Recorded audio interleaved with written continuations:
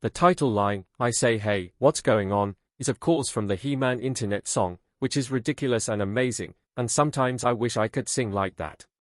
And when I think about what is going on in this institution called reality, I think also of a man I met many years back in Hawaii.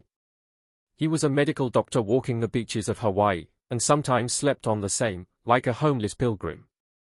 He was a Christian mystic, and rather clever, and would tell me wonderful stories, like the time he felt this river of life flowing through him for 7 years, until he met a girlfriend, and slept with her, and while engaging in the act, an angel appeared physically, and threw him on his lap, and gave him a spanking.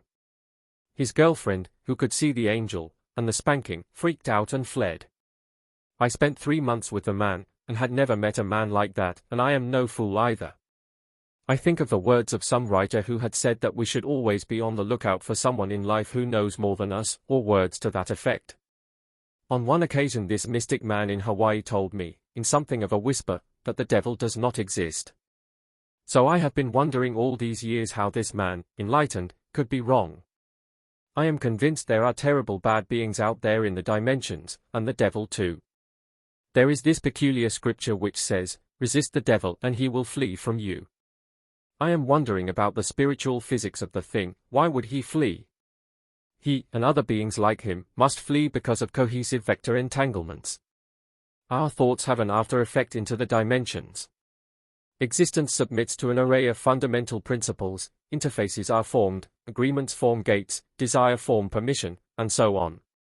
When a being attacks someone, another unique fundamental principle is created.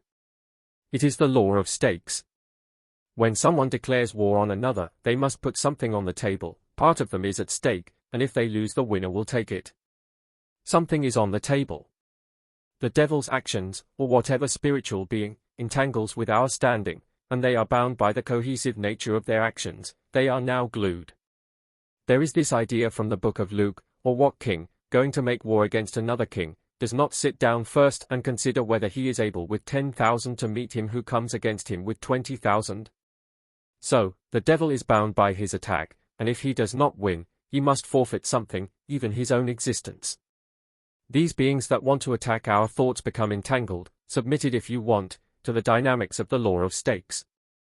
When we resist, these beings must flee the table of stakes, even as it burns them. It is a fire. In the dimensions two opposite things cannot stand at the exact point in space. Actions have points in space, platforms or standings. One will crush the other. Remember, the devil wants to steal our faces so that we don't have points in space.